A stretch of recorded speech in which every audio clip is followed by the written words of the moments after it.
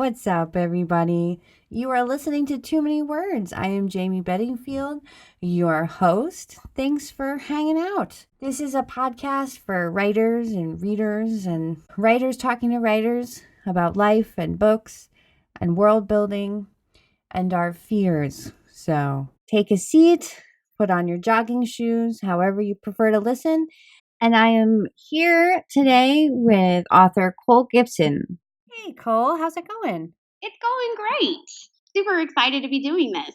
Oh, I'm excited too. I've had a fun week reading your book, Risen, which comes out March 27th, correct? Yes. Yeah, that's going to be here in a minute. Yeah, no, it's close. Are you excited?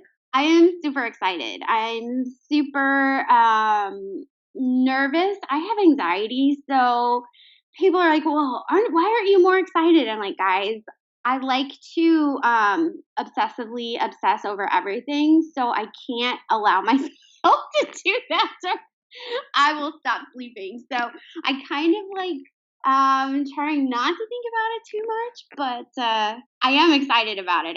I'm trying to keep myself from obsessively obsessing. Oh, I hear you. I have a pretty beastly anxiety disorder myself. So yeah, excitement equals fear and sleepless nights.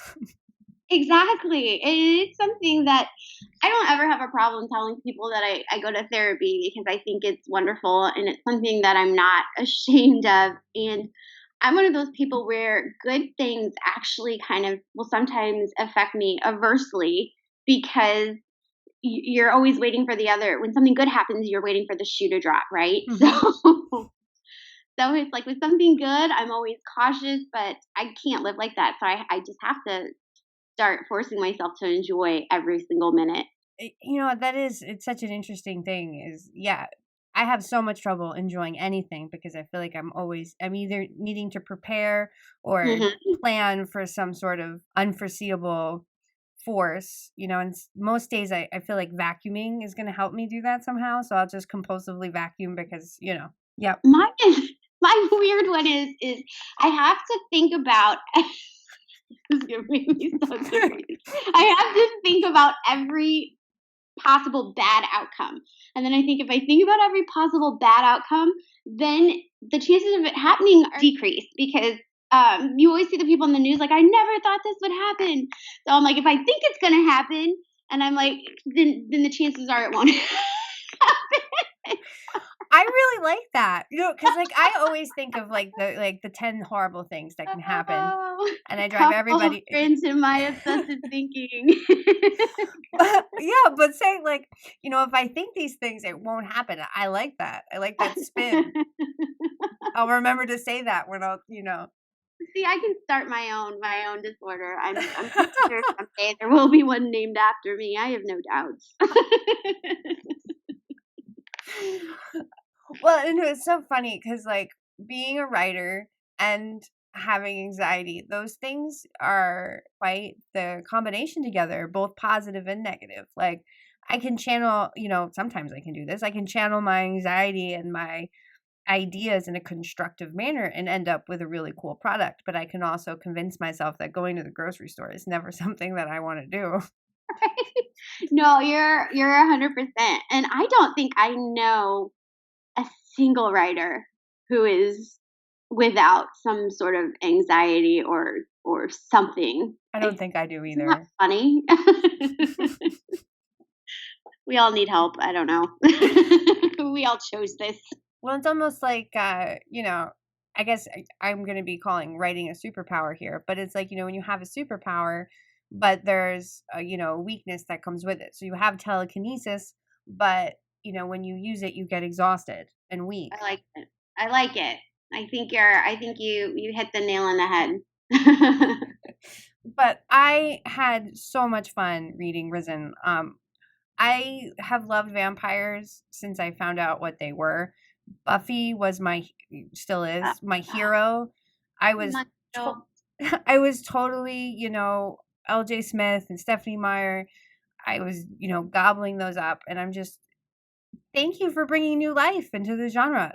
This book is just It's got everything I love about vampires, but there's just it's such a fresh and exciting take on it. Oh, thank you. I'm the same. I grew up. Buffy was. I wanted to be Buffy so bad. Me too. So disappointed I was not chosen. But I loved Buffy. I also read Laurel K. Hamilton's series obsessively. Yes. And I just I've always loved vampires, and I've always wanted to write a vampire book. I just didn't think that I had anything fresh to offer.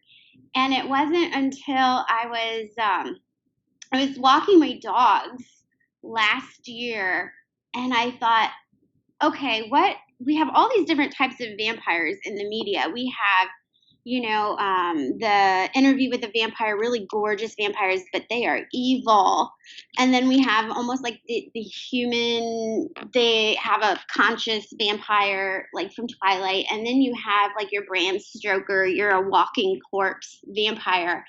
And I was thinking, what if all of those vampires existed together? Like, how would that work, and what would be the circumstance? And that's kind of when it hit me. I get the best stuff when I'm walking my dogs. Me too. There's a walking dogs and bubble baths for me are like my idea of gold mines. Thriving, but I had two of my books were the result of speeding tickets. Because I had the idea for them as I'm driving, and then whoop whoop, I'm like, oh man. That's how you know you're onto something. That's right. That's awesome. 2 of my books have been speeding tickets. True story. Maybe I can tax deduct those. I didn't think about it. Oh, interesting. You might be onto something there. That would at least be a worthy conversation to have. It would be amusing. You might spur another story. No, but I really like the different vampire clans a lot. And yeah, there is a couple. I'm not going to give away any spoilers, but there's a good handful of scenes where I am excited and nervous and terrified, and I love it. I love all the different kinds of vampires so much. Oh, I can't even tell you how super fun it was to have them all, and to constantly be have that my brain spinning, like, why would they exist together? So obviously something makes this vampire corpse like and this one human like, so what's doing it? And I just had so much fun with it. I bet. I really enjoyed the Opal character. And she definitely gave me like the Buffy warm and fuzzies. Yes. Yeah. Just the way she, kind of held herself, and she was just like super sarcastic. I really enjoyed that. She is definitely, she's one of my favorites. I love writing those snarky characters. It's just that it's that Buffy influence on me, and I think probably I have one in every single book because I just love them so much.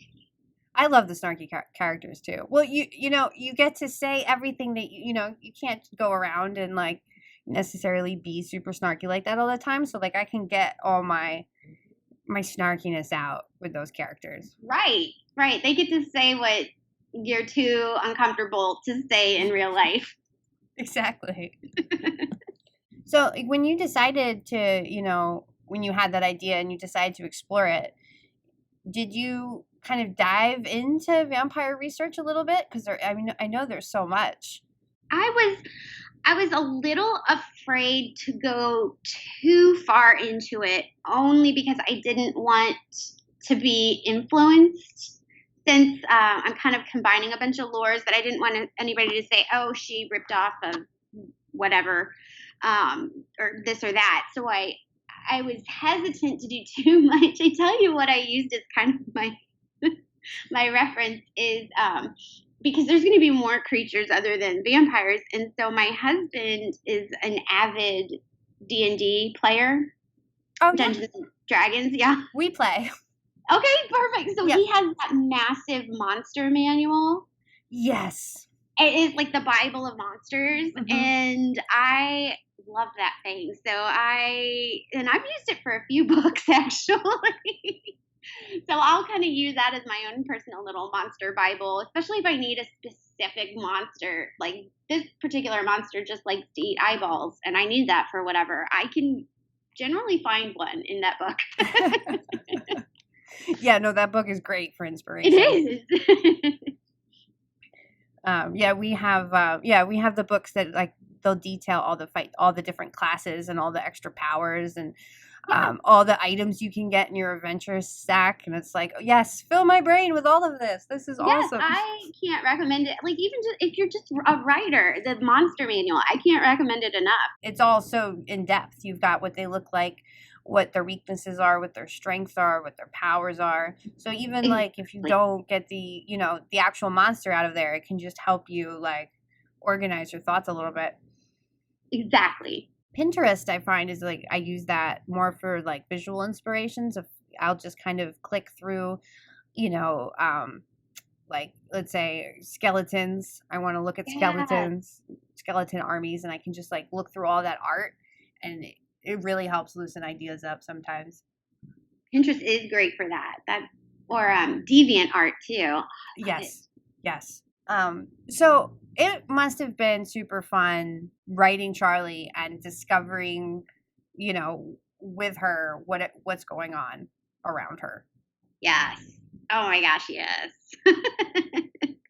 She's such a And great protagonist.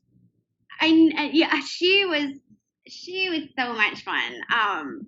Just because she's been so sheltered in her life, but she's not timid. Because I really wanted to avoid that. I bet. So she was really. I wanted somebody that was like, this whole vampire situation sucks, but hey, I'm out of the house now. I mean, somebody that's kind of up for an adventure. Yeah. Instead of like, no, I don't want an adventure. She's definitely up for it. She's really brave, and that builds throughout the story in really cool ways. I find myself I find myself being excited by what she's doing. I'm like, all right, yeah, let's do Oh, this. good. Yeah, I wanted to make sure that she was really realistic. There were no too stupid to live moments, that she's going to be making decisions that any one of us would make. It was really important to me. Yeah. No, and she continued, she made relationships, and connections throughout the story, but she continued to be strong and stay, pretty focused on her goal. And I like that a lot. Ah, I'm good. Good. Yay.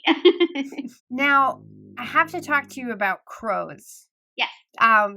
So I want to say like a year and a half ago, I decided that I was going to start feeding the crows in my neighborhood to develop a relationship with them, to see if they remembered me, because I was, reading all this stuff about, crows they'll bring little, pieces of tinfoil and gum wrappers, and how they remember you. Yeah. And I started doing this for a project. I was just really excited to see the crows that you have in your book. And I was just curious as to how you discovered that. I've always just loved crows because of their intelligence. Before we moved, there was one that lived in a tree next to my driveway. And so every morning when I would go to take the kiddo to school or go anywhere, he'd sit up in that tree and he'd look at me and he'd just, he'd do his thing. He's like, caw. And then me, I'm like, okay, well, we'll have a conversation, caw. And then it was just like banter between the two of us. And it went on like every day for months. And I don't know, I really dug him. I kind of got the feeling that maybe he was cool with me too, because it was a thing that we did every morning, our little conversation. And I knew I had to put a crow in there because of just how cool they are. Yeah, no, they are really cool. I agree. I love them. I have two now that they come regularly and get food, and they've left me little pieces of garbage. I love it. Well, like we would have this 5-minute conversation every morning, and my husband would roll his eyes. He's like, "Okay, the neighbors are gonna think that you're crazy." I'm like, "He is talking to me, and it would be rude to ignore him." So, Well, no, I was so like, especially when I was first starting to like, try and develop this relationship with them, I was being really timely about it. So I'd be there in the morning, And, in the winter, it's raining, I have my hood on because I found that they'll get closer if you have your hood on, or at least these crows with me. So I'm there crouched down with my hood on, throwing them food and talking to them. And a couple of my neighbors just can't help but shake their head at me. Like, what's going on here, Jamie? I get it. I totally get it. But no, so yeah, there's just so much I had so much fun in different parts of the book, and I kept thinking, my writer self kept thinking how fun this must have been to write. It was so much fun, and I kept thinking, like, how can I keep people from guessing what was going to happen next? So what would happen is every time, because as I was writing it, we actually sold it on proposal, so it wasn't finished when Entangled bought it. And Nice. so as I would get further along, I would send summaries to my agent, like, okay, this happens next. And if she was on top of me, like if she was like, no, the reader will see this coming, I had to change it. So with her, like working together, we really wanted to make sure, and there's always a few that'll kind of guess what's coming, but we really wanted to make sure that we avoided anything that anybody could see too far ahead. Well, that's such a tricky balance, is like information release, like making sure that you're giving your reader enough, but you're not giving them too much. Right. It's so Exactly. Because then you don't want to frustrate anybody, like, come on, or Yeah, no, like foreshadowing without being like, here is what happens. It's definitely something that needs to be worked on through the entire project, because that'll just sneak right out. yes. I'm dealing with that right now with revisions. Information. That's I could just ramble about it because of this one chunk. It's like, well, they don't need to read the rest of the book now, Jamie. Great job. Right. Yes. They can close it and move on. So when do you know it's time to write a book? Because what do you have, like 8 out under your belt right now? Yes. I am the world's slowest writer. I just and it's that anxiety garbage. I have a really, really loud internal editor who's always in my ear, like, this sucks. This really, really sucks. And so I'm really limited to, I wish I could be prolific, and I would kill to be one of those writers that could do like 5,000 words a day. It's not me. I usually average about 1,000 words. And when I was writing full time, I could do about 2 or 3 books a year. But now that I've got I run a charity, which I absolutely love. So that's almost limited me to like 1.5 books a year, which stinks. But it's almost a good thing because I hate forcing myself to write when I don't feel it. I love to write when I have the itch. I think when I have the itch too, the story is just so much better. Yeah, no, there is definitely there is that gut need to find out what happens, that I can't write a book if I don't have that. Right. And I think readers can tell too if you're not excited about a book. So I love it when I'm just as excited to write a book as they are to read it. And then it shows for sure. There's just something so, I don't know, almost freeing about taking the real world that we know and exploring the edges of it. The magic that's there, but not the magic that everybody gets to see. It's so cool. And I mean, I'll do that. Like if I'm sleep deprived and it's, nighttime and it's like, 12 o'clock, I'm out in the backyard with my dogs and, I'll see a shadow and I don't see a shadow. I see, something else. And then, your mind can just kind of run with it. I just, Right. I love that about urban fantasy because it just really explores, the magical elements that seem like they're close. I wrote my first book in 2007, and that same book didn't come out till like 5 years later. But during that time, paranormal was it. It was all anybody was buying. It was all anybody was reading. It was all anybody was writing. And then probably around 2011, all the publishers were like, no more paranormal, none. We won't even look at it. And I was just like crushed because I love losing myself in a paranormal world. And it's funny because I was talking to a bunch of high school kids and I said the same thing. And it's so important that we have these world-changing books like The Hate You Give. And these books with a message that can educate and open and close doors. But I think it's equally important that people that write the commercial fiction, the escape fiction, because I tell you what, when I was in my senior year in high school, I was homeless. And the only thing that got me through that time were fantasy books because I could literally escape from my reality. And so even if you have a book that maybe doesn't have a message or it's not going to change the world, it might change the world for one person just by providing that escape. And so that's why I'm a huge advocate of fantasy and paranormal, and I will forever be. No, same here. I had a very scary childhood, and anytime that I got to escape in a world of, fairies and magic, you know, it really helped. Exactly. And I think there's so much pressure, especially with high school kids too, because they want to write a world-changing book. But you can change the world again just with a commercial book, with an escape book, just for a person. And yeah, I think we don't talk about that enough. The importance of fantasy and paranormal and in doing things like that. There's messages and real themes and issues and, figuring out self journeys and all that stuff, in fantasy as well. And Exactly. are there books that you can, point to that were especially like comforting for you? I just remember reading because I'm dyslexic, and I didn't really enjoy reading until I was homeless. And then the books that they require you to read in high school, at least when I was in high school, were very message driven. Like you were going to read this book and understand this message. And so those weren't really enjoyable to me either. And so it wasn't until I used to live in Springfield, Illinois, and the Springfield, Illinois library would be open super late, and that's kind of where all the homeless people would congregate because it was warm and safe. So I would go there, and this was before, this kind of blows everybody's mind, the teenager's mind. It was before the time of cell phones. So, so when I was 17, I didn't have a cell phone, and I was living out of my car, or I would bounce from friend's house to friend's house. But when I was living out of my car, you couldn't just park anywhere if you're sleeping in your car.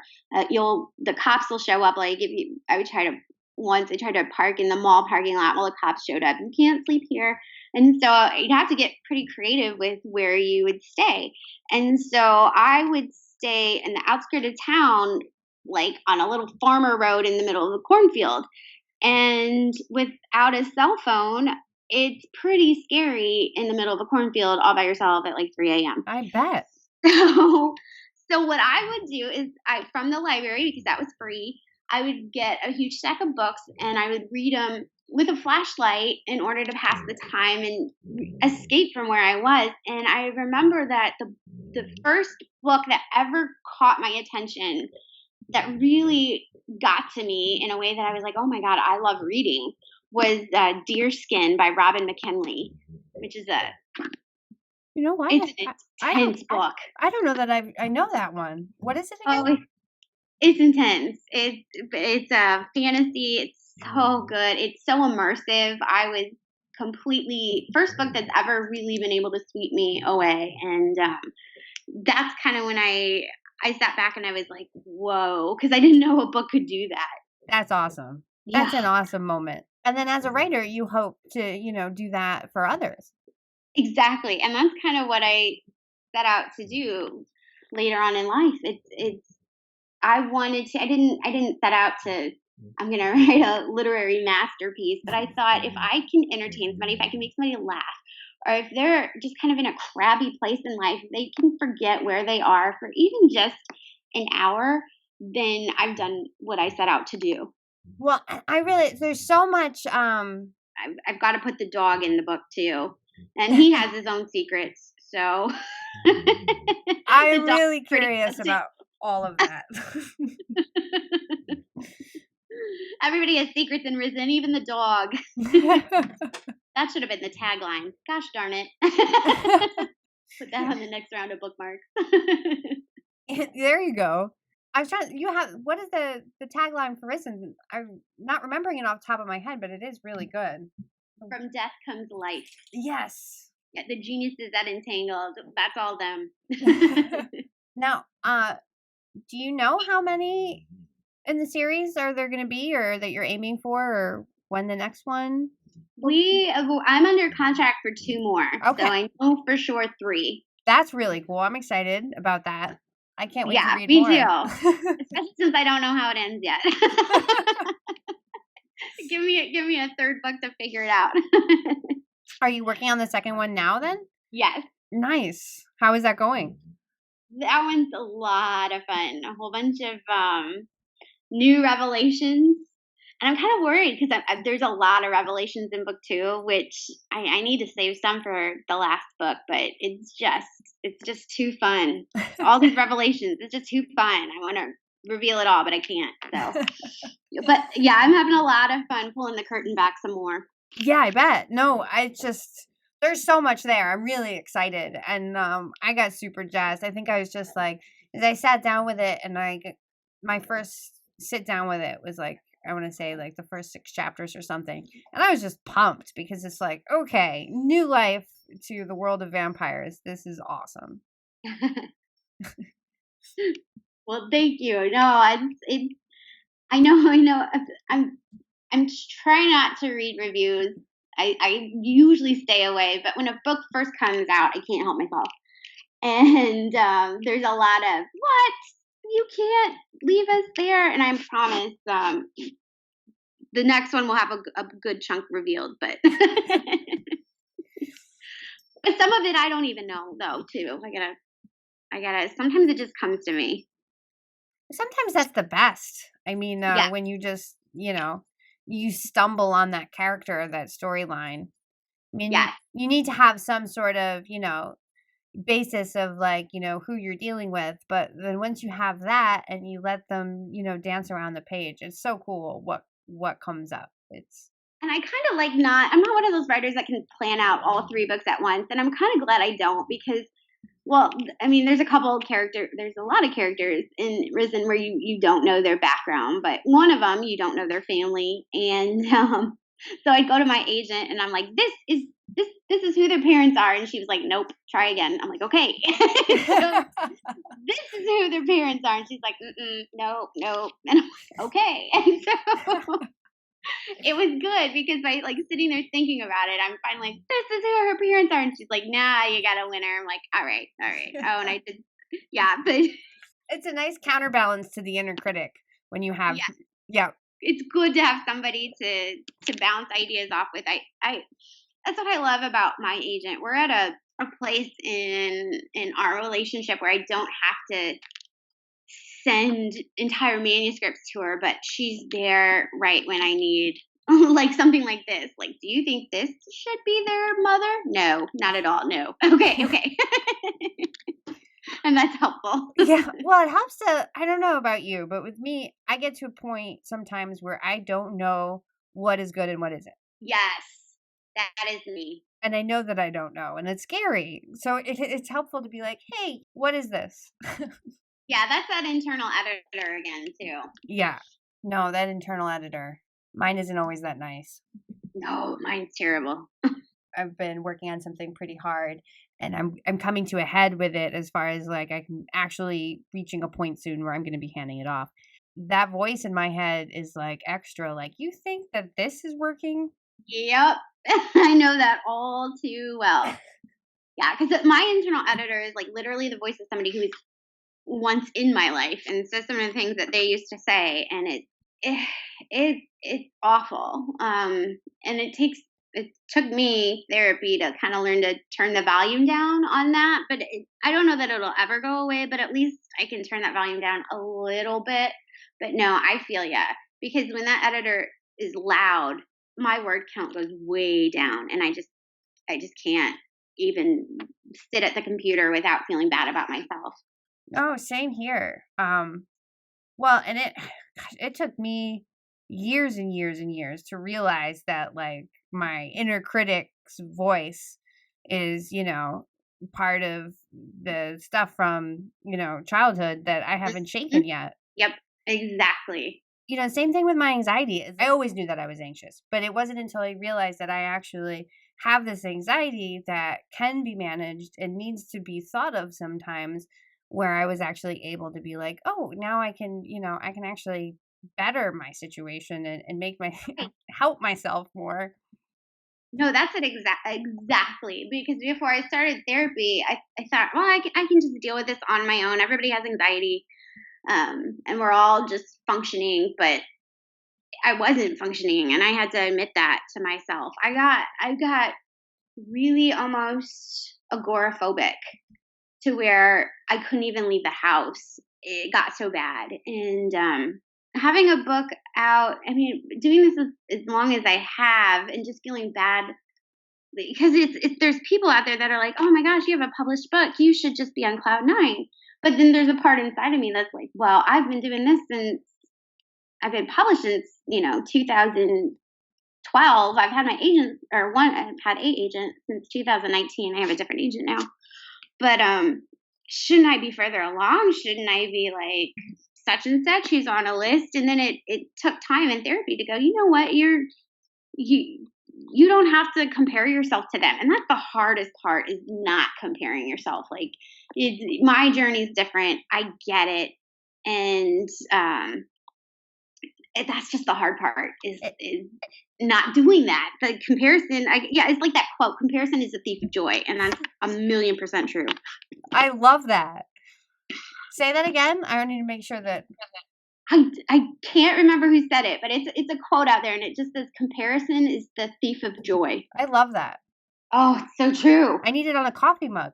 Yes, I'm sure it's out there because I know it's a pretty famous quote. I just can't think of who said it right now. Well, no, it is so important and so hard to stay positive and focused on what you're doing and not pay attention, or I mean you have to pay attention, but not let other news and other successes bog you down. That is Exactly. That's exactly it. It's just being happy with. I mean, I have a book coming out next this month. That's really awesome, and learning just to celebrate those things instead of looking over my shoulder like, what's this writer doing? And that's when I start doing that. And I know it's human nature to do that, but I tell you what, that's when I really start to spiral. So I have to watch myself. yeah, no, same here. Especially like I've been doing a lot of short fiction while I've been working on this big project. And short fiction, short stories. I don't know if you've explored that at all, but you send out one and it's 45 days before you hear back. You can't send it to multiple magazines or anthologies. It's just one at a time. Oh man. Yeah, so you'll wait 45 days for rejection, then you have to send it out again. Oh, S- I So I can't write short to save my life. I would combust. I kind of found my love of short fiction by accident because I was having so much trouble. I wrote this whole book. I got the edit letter back, and it was like, okay, none of this works. And I knew that I had the story. I knew what the story was. I was just not sure how to tell it. So I ended up just losing myself in short fiction for a while, and ended up writing a short story about that took place in the universe of the book, and I was able to kind of figure out everything that happened. So there was like a couple of weeks there where I had sent out so many short stories, and it was like a whole week of like no's basically. I got like 4 back in the same like 3 days. And then it's like, okay, well now don't go on Twitter and look at other everybody's, Yep. good news and deals, and just keep writing. Yeah, exactly. Exactly. I used to when I first started querying agents again because I'm a dinosaur in this industry, I guess.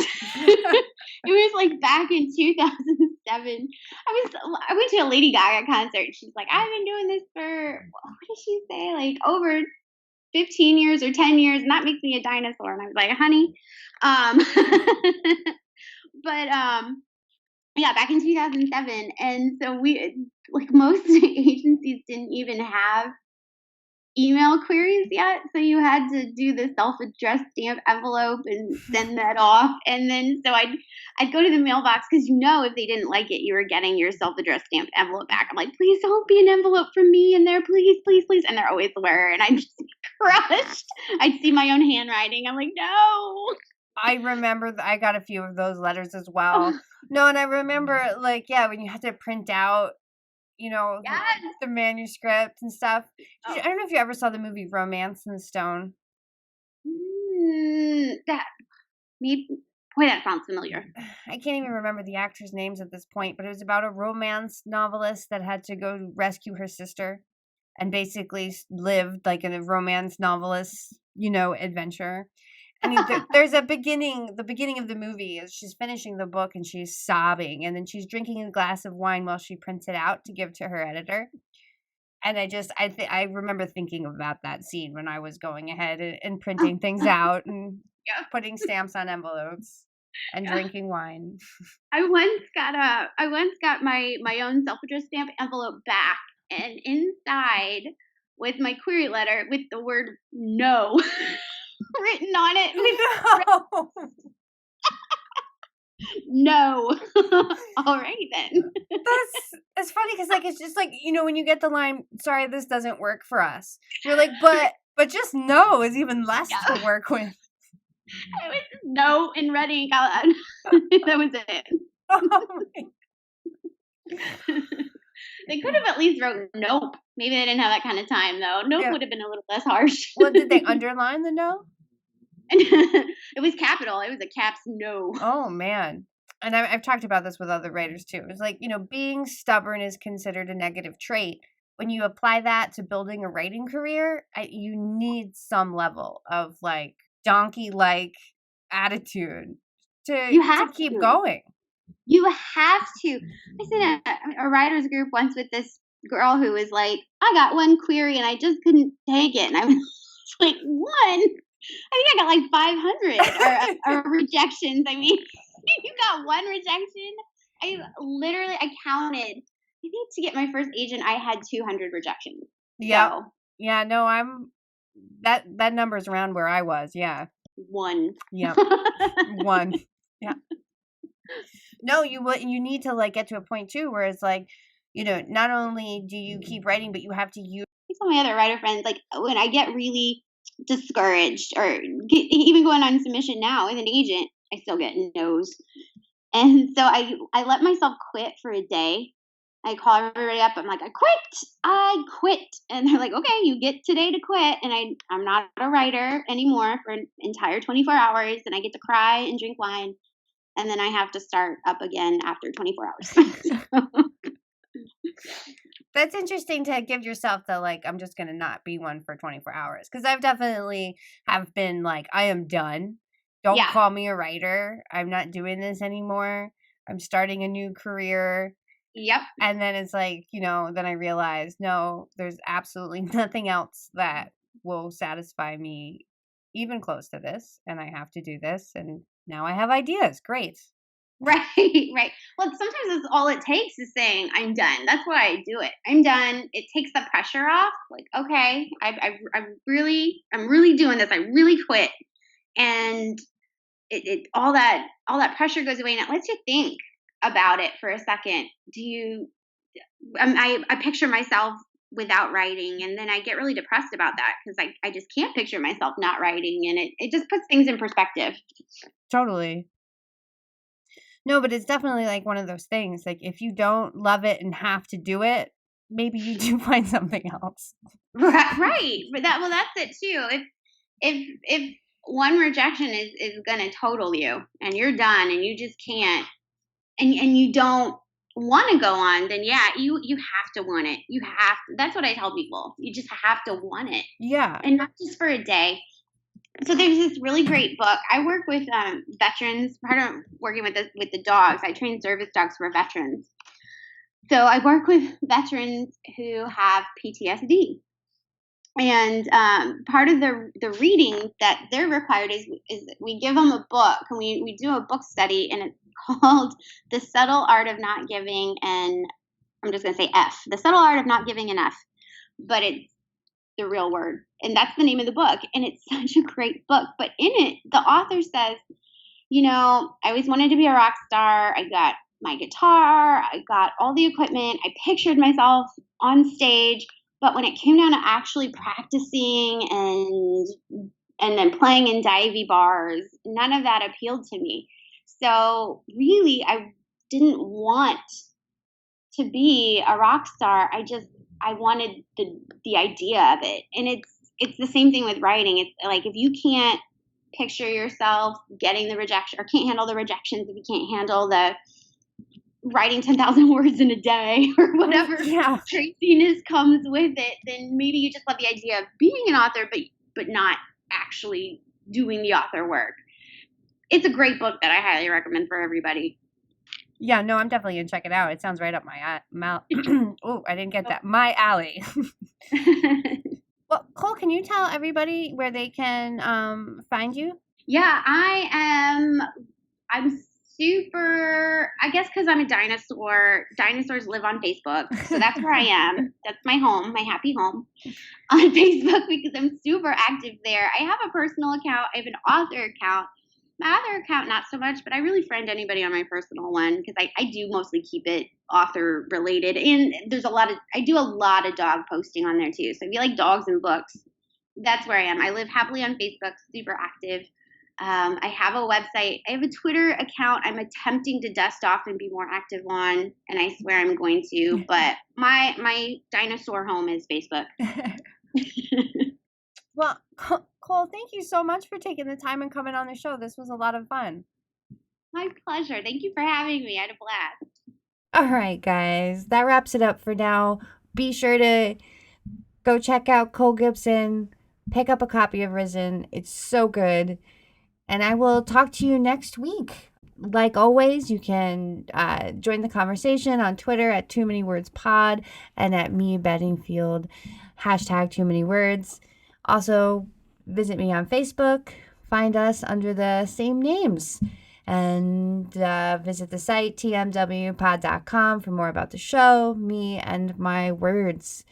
Visit patreon.com / Too Many Words. Pledge your support to the show. And if you like what I'm doing here, go over to iTunes and Stitcher, leave a review, let others know what you think. Reviews increase visibility in the podcast marketplace, and all feedback is good. So, let me know what you like, the episodes were your favorite, guests you'd love to see on.